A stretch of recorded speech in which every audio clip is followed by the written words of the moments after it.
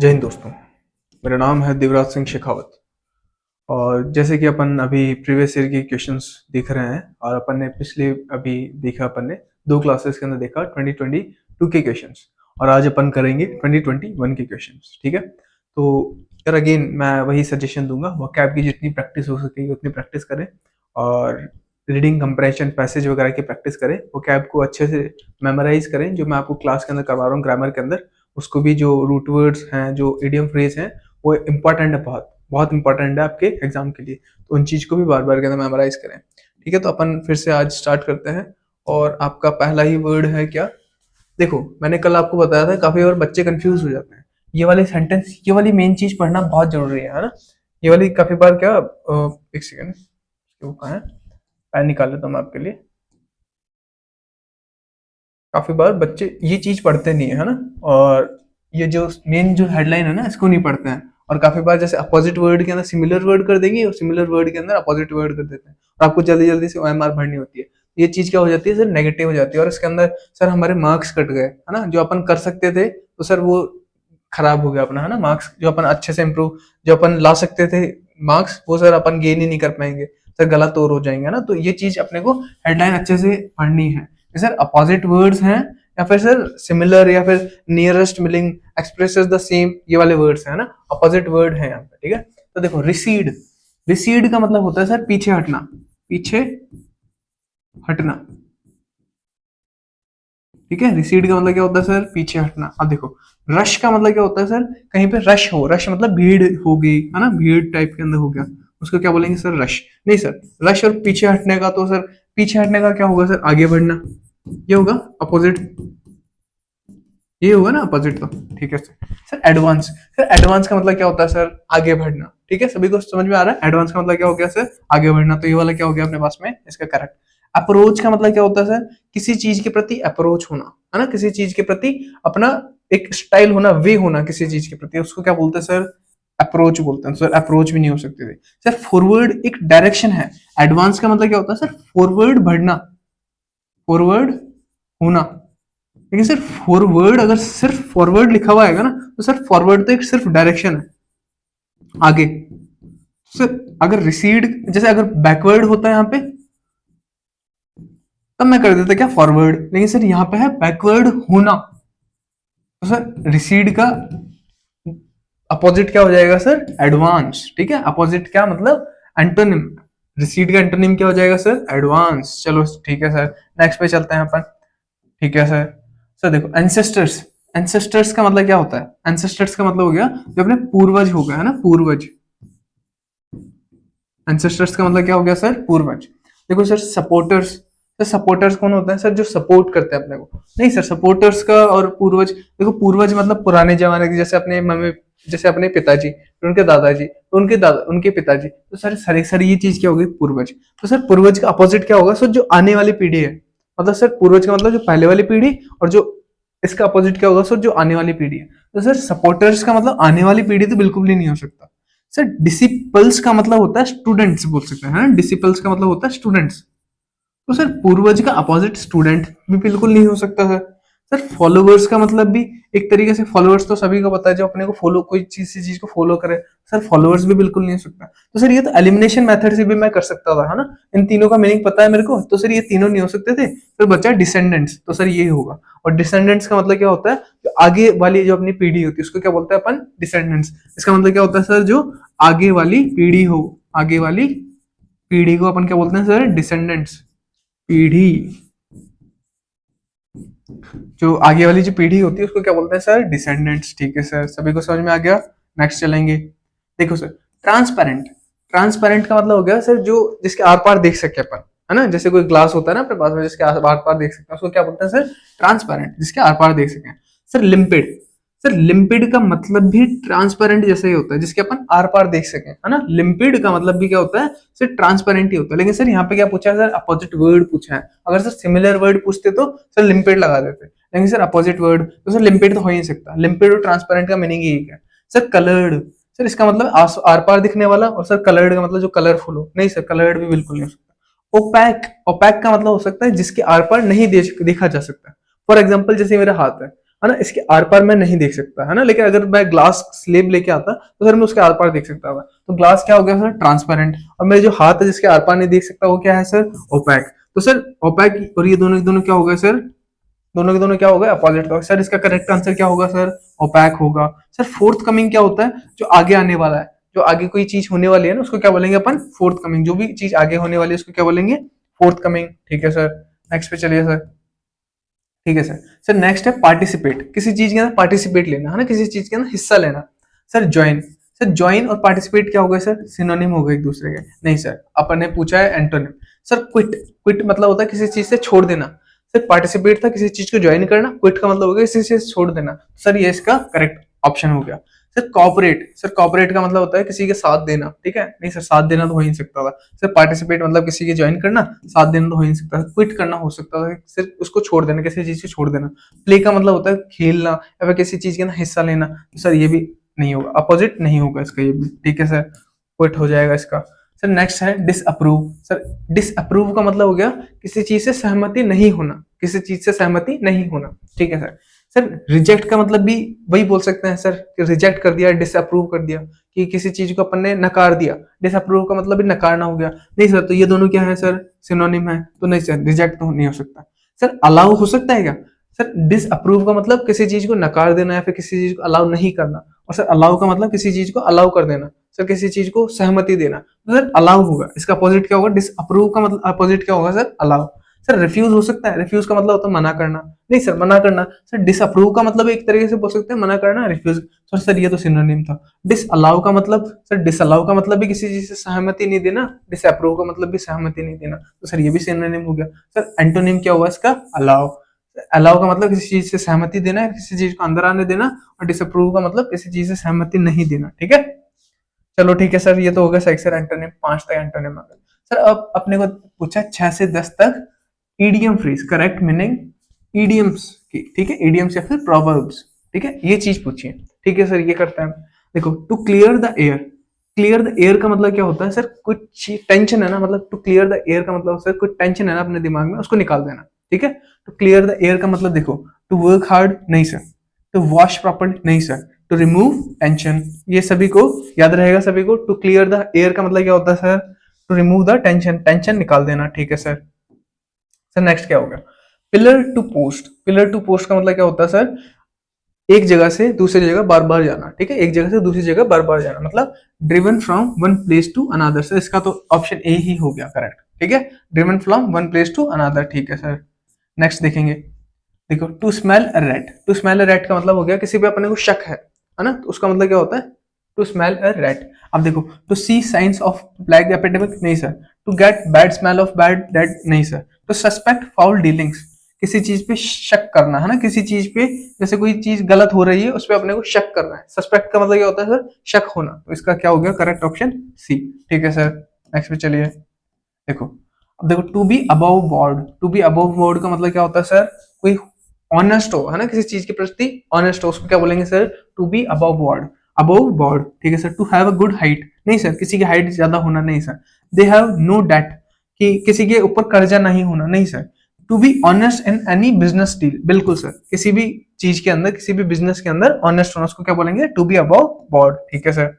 Sir next वाली, stick to one's guns, stick to one's guns का मतलब होता है कि खुद का जो अटैक हो रहा है ना उसके ऊपर डट करके सामना करना। देखो, स्टिक टू वंस गन्स का मतलब हो गया maintain one's stand under attack, maintain one's stand under attack, खुद के जो स्टैंड है वो अच्छे से डट करके पोजीशन लेकर के और अटैक का सामना करना, ठीक है सर। तो इसका तो ऑप्शन ए ही करेक्ट हो गया। स्टिक टू वंस गन्स का मतलब maintain one stand under attack, किसी को डट करके सामना करना, ठीक है सर। तो नेक्स्ट देखेंगे, ठीक है सर, वो पांचों के पांचों तो ईडीएम्स तो बहुत जल्दी जल्दी कर लिया अपन ने। अब देखो नेक्स्ट वाले क्या है सर, 11 to 15 क्या है, expresses the meaning, best expresses the meaning का मतलब क्या हो गया सर, सिमिलर मीनिंग, सिमिलर का मतलब क्या हो गया सर, सिनोनिम्स, ठीक है। अब भाई अपन ने एंटोनिम्स देखा और ये क्या हो गया सर, सिनोनिम्स, ठीक है सर। सर कंसील वाला क्या है, कंसील, सर कंसील का मतलब होता है किसी चीज से छुपाना, किसी चीज को हाइड करना, बोल सकते हैं अपन हाइड करना, किसी चीज को छुपाना है, हाइड करना, ठीक है सर। सर रिवील तो इसका क्या हो गया सर, एंटोनिम। सर रिवील का मतलब होता है किसी चीज को उजागर करना, है ना, तो सर नहीं सर, ये तो एंटोनिम, अगर एंटोनिम में पूछा जाता तो अपोजिट वर्ड में पूछा जाता तो रिवील करते। सर हिलेरियस का मतलब होता है बहुत फनी कोई चीज हो, बहुत फनी कोई चीज है, नहीं सर ये भी नहीं होगा, है ना। हाइड, ये लो सर, हाइड तो आपने लिख ही दिया, सर हाइड हो गया, ठीक है, हाइड हो गया। कंसील का मतलब क्या होता है सर, छुपाना, और हाइड का मतलब भी क्या होता है सर, छुपाना, तो मीनिंग सही हो गया। हार्म का मतलब होता है किसी चीज को नुकसान पहुंचाना, नहीं सर ये भी नहीं होगा, ठीक है, सभी को समझ में आ गया। नेक्स्ट चलते हैं।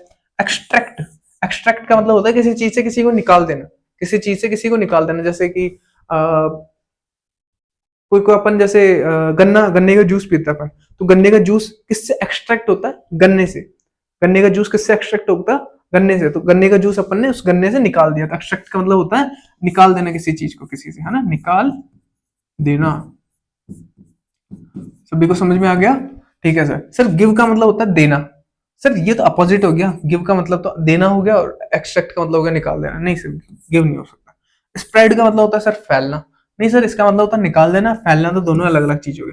सर रिमूव, सर रिमूव का मतलब तो निकाल देना होता है, इंग्लिश के अंदर पढ़ा है हमें, ये तो पता है, ठीक है, तो रिमूव इसका करेक्ट ऑप्शन हो गया, ठीक है, ठीक है सर। नेक्स्ट पे चलिए, ठीक है सर। वेरीफाई, वेरीफाई का मतलब होता है किसी चीज को वेरीफाई करने का, मतलब किसी चीज को कि सर सही है या गलत है, कोई भी चीज है उसको वेरीफाई करना, मतलब सही है या फिर गलत है, ठीक है सर। सर वेरीफाई का मतलब होगा वेरीफाई, ठीक है। अब देखो इसका पहला ही इसका जो ऑप्शन है वो करेक्ट है। ऑथेंटिकेट का मतलब भी क्या होता है सर, वेरीफाई करना किसी चीज को कि सर सही है या फिर गलत है। ऑथेंटिकेट का मतलब क्या होता है, वेरीफाई करना। सर कंसील का मतलब अभी भी जस्ट देखा अभी अपन ने, कंसील का मतलब होता है सर कोई चीज को छुपाना। सर हाइड का मतलब भी छुपाना। सर डिसअप्रूव का मतलब भी अभी स्टार्टिंग के अंदर देखा सर, किसी चीज से सहमति नहीं होना, तो सर ये तीनों तीनों तो गलत हो ही जाएंगे, ठीक है सर।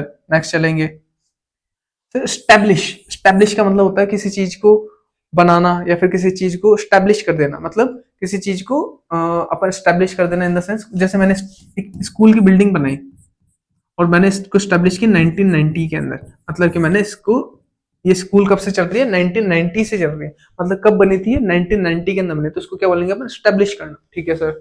अब देखो डिसऑर्गेनाइज, जो मैंने आपको स्टैब्लिश बताया, क्या उसका मतलब डिसऑर्गेनाइज हो सकता है, सर ऑर्गेनाइज नहीं है, नहीं सर। सर क्या डिस्प्लेस हो सकता है, कोई डिस्प्लेस का मतलब क्या होता है, एक खुद की प्लेस के अंदर नहीं होना, ठीक है, खुद की पोजीशन के अंदर नहीं होना, नहीं सर। इंस्टीट्यूट, अभी मैंने क्या एग्जांपल दिया सर, मैंने एक स्कूल बनाया 1990 के अंदर, तो मैं इसको क्या बोल सकता हूँ कि सर मैंने इसको इंस्टीट्यूट किया 1990 के अंदर, ठीक है, तो मतलब इंस्टीट्यूट का मतलब भी क्या होता है सर, बनाना। नेग्लेक्ट का मतलब क्या होता है सर, नकार देना, है ना, किसी पे ध्यान नहीं देना, उसको क्या बोलते हैं, नेग्लेक्ट, ठीक है सर। नेक्स्ट पे चलता है सर। एब्रीविएट, एब्रीविएट का मतलब क्या होता है सर, छोटा करना, क्या होता है सर, छोटा करना, याद रहेगा सभी को, एब्रीविएट का मतलब होता है छोटा करना। सर लेंथन का मतलब होता है बड़ा करना, नहीं सर ये शॉर्टन, बिल्कुल सर छोटा करना होता है शॉर्टन का मतलब। सर लाइटन का मतलब होता है हल्का करना, ठीक है। अबेंडन का मतलब होता है सर किसी चीज को त्याग देना, अबेंडन का मतलब क्या होता है सर, किसी चीज को त्याग देना, देखो ये भी लिख देता हूं मैं, त्याग देना, किसी चीज को त्याग देना, ठीक है, ठीक है सर। एब्रीविएट का मतलब क्या होता है सर, छोटा करना, और शॉर्टन का मतलब भी सर छोटा करना, ठीक है सर, समझ में आ गया। नेक्स्ट देखो, ठीक है, 15 से अपन ने 11 टू 15 किया, अपन ने क्या थे, सिनोनिम्स थे। 16 टू 20 कौन से वर्ड्स हैं सर, फिर से सर कौन से हैं, करेक्ट स्पेलिंग वाले हैं सर। इसके अंदर स्पेलिंग अपने को चेक करनी है कि कौन सी स्पेलिंग।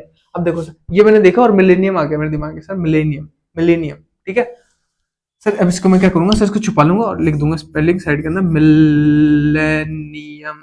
सर ये मैंने साइड के अंदर स्पेलिंग लिख दी इसकी। अब सर ये मेरे को देखना है कि कौन से करेक्ट है सर ये। सर डबल एल लिखा हुआ है ना, डबल एन लिखा है, डबल एल डबल एन, और सर ऑप्शन यही करेक्ट हो गया, ठीक है सर। इसके अंदर डबल एन नहीं है, नहीं गलत हो गया। इसके अंदर डबल एल है, डबल एन नहीं है, नहीं गलत हो गया। इसके अंदर डबल एल नहीं है, नहीं गलत हो गया, ठीक है। सभी को अपने को ऐसे ही करना है, ठीक है, सभी को याद रहेगा, ठीक है सर। हम देखो नेक्स्ट पे चलते हैं। देखो इंडिपेंडेंट, ये अभी अपन ने लास्ट वाली जो क्लास की उसके अंदर भी था ये वाला, अरे इंडिपेंडेंट उसके अंदर भी था, ठीक है। और देखो मैंने जब ये बनाई थी ना, तो देखो इंडिपेंडेंट भी था आपके उसके अंदर, जो नेक्स्ट वाला है, ये मिसलेनियस भी था आपके उसके अंदर, था आपके अंदर, याद है सभी को, इंडिपेंडेंट भी था, मिसलेनियस भी था और एम्ब्रेस भी था।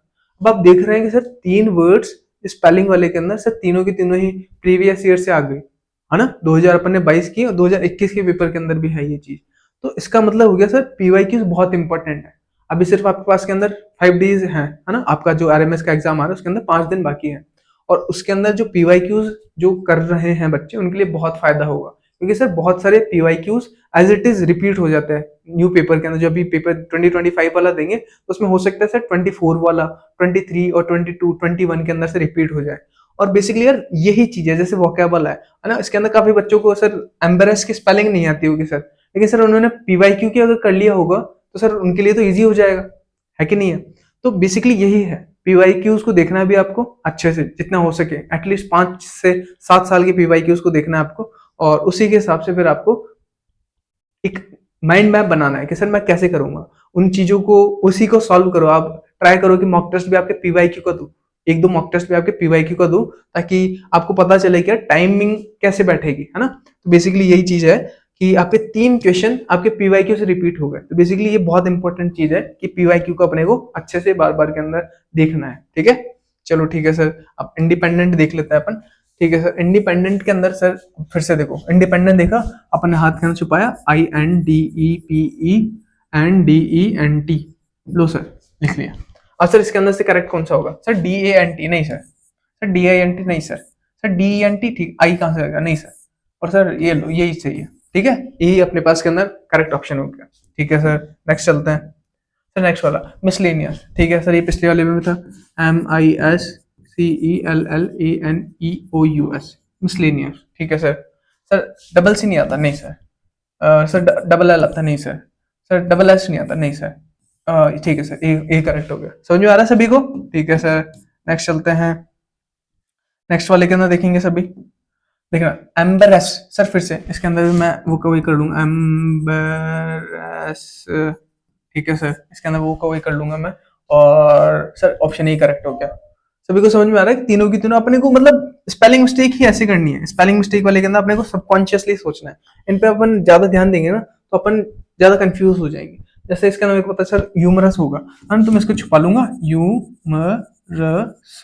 ठीक है सर, अब देखेंगे सर, ओ आना चाहिए था, नहीं सर, ओ यू आना चाहिए था, नहीं सर, और ओ यू आना चाहिए था, नहीं सर, और ये लो सर, ये वाला करेक्ट हो गया। ठीक है, मैं ये इसी तरीके से करता हूँ, आप भी ट्राई करना, जब आप पीवाईक्यूज देख रहे होंगे सर, उसको छुपाया, अपन ने खुद की स्पेलिंग लिखी, बस इसको देखना है कि सर ह्यूमरस पूछा गया है ना, चारों को अपने को ऊपरी सतह से देखना है। ठीक है, ठीक है सर, नेक्स्ट चलते हैं, नेक्स्ट देखेंगे।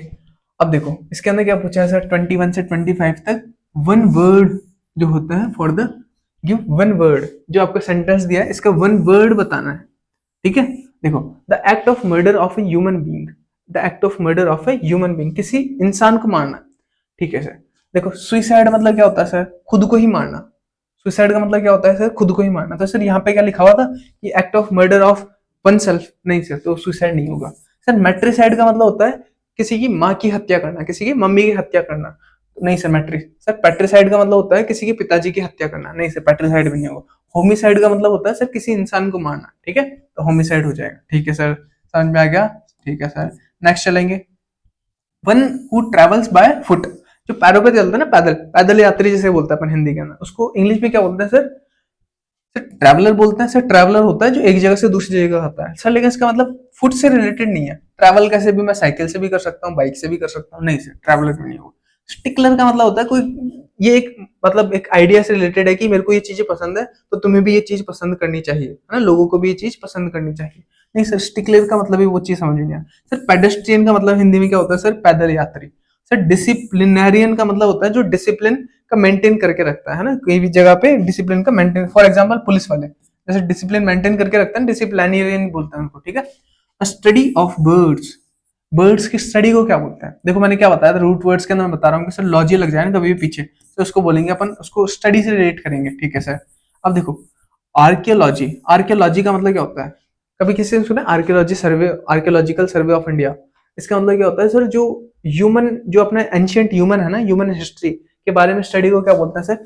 ह्यूमन हिस्ट्री की स्टडी। देखो, स्टडी ऑफ ह्यूमन हिस्ट्री, उसको क्या बोलेंगे सर अपन? आर्कियोलॉजी। नहीं सर, आर्कियोलॉजी तो नहीं होगा सर, ये तो बर्ड्स है, ये तो ह्यूमन हिस्ट्री है, नहीं सर। बायोलॉजी का मतलब क्या होता है सर? जो लिविंग थिंग्स की या फिर प्लांट्स की जो स्टडी, सॉरी, लिविंग थिंग्स की या फिर एनिमल्स की बोले ना अपन, एनिमल्स की स्टडी को, उसको क्या बोलते हैं सर? बायोलॉजी। नहीं सर। जूलॉजी का मतलब होता है सर प्लांट्स की स्टडी को, नहीं सर। सर क्या बचा? ऑर्निथोलॉजी, ऑर्निथोलॉजी सर, इसका मतलब क्या होता है सर? बर्ड्स की स्टडी। ठीक है सर, नेक्स्ट पे चलते हैं sir, a life history written by oneself, sir खुद की बारे में लिखना, इसको इंग्लिश में क्या बोलेंगे सर, हिंदी में क्या बोलेंगे सर, आत्मजीवनी।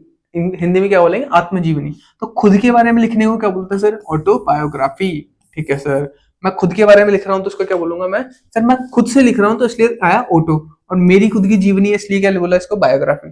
ठीक है सर, बायोग्राफी क्या होता है सर, कोई मान लो मेरे बारे में लिख रहा है कोई दूसरा इंसान, उसको क्या बोलेंगे सर, बायोग्राफी। ठीक है, बायोग्राफी मतलब दूसरा इंसान मेरे बारे में। आर्कियोलॉजी मैंने बताया सभी को, डायरी सर सबको पता है सर, ये तीनों नहीं होंगे, और सर ऑटोबायोग्राफी होगा। ठीक है सर, कोई खुद के बारे में खुद लिख रहा है तो क्या बोलेंगे, ऑटोबायोग्राफी।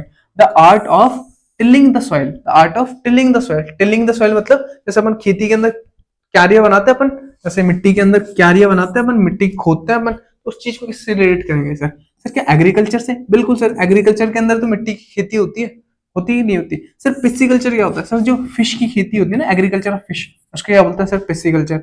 हॉर्टिकल्चर क्या होता है सर, जब वेजिटेबल्स की खेती होती है, सिर्फ वेजिटेबल्स की, फॉर एग्जाम्पल पालक, पुदीना वगैरह। ठीक है, एपीकल्चर क्या होता है सर, जो बी, जो अपन ऐसे हनी बनाते हैं, कोई कोई हनी शहद बनाते हैं कोई कोई, सर उसको बोलते हैं एपीकल्चर। सर ये नहीं होगा, ये नहीं होगा, ये नहीं होगा सर, इसके अंदर मिट्टी आई है, टिलिंग द सॉइल, मिट्टी खोदने वाली चीज को किसको बोलते हैं, खेती, एग्रीकल्चर। सिंपल सी चीज है। ठीक है सर, नेक्स्ट चलते हैं। ठीक है सर, तो इसी के साथ के अंदर आज की अपनी ये वाली भी क्लास कंप्लीट हो गई, और बेसिकली अपन ने क्या जाना सर, 3 क्वेश्चंस पीवाईक्यू के अंदर 2022 के अंदर सेम वही क्वेश्चन आए जो 2021 के अंदर आया, तो सर पीवाईक्यूज बहुत इंपॉर्टेंट हो जाएंगे। तो सर एटलीस्ट अभी ट्राई करना है, 5 दिन आपके पास करना है कि पीवाईक्यूज देखिए आप, जितने पीवाईक्यूज हों, मॉक भी आप पीवाईक्यूज के हिसाब से लगाएं, ताकि आपका टाइम का पता चले। आपको मॉक ट्राई करना, मॉक लगाना है ना, 2-3 मॉक लगाना, ताकि आपको टाइम का पता चले और प्रैक्टिस हो जाए आपकी, कि आपको एग्जाम के अंदर कैसे प्रेशर हैंडल करना है, कैसे टाइम मैनेजमेंट करना है। ठीक है, तो इसी के साथ के अंदर अपन कंप्लीट करते हैं। जय हिंद।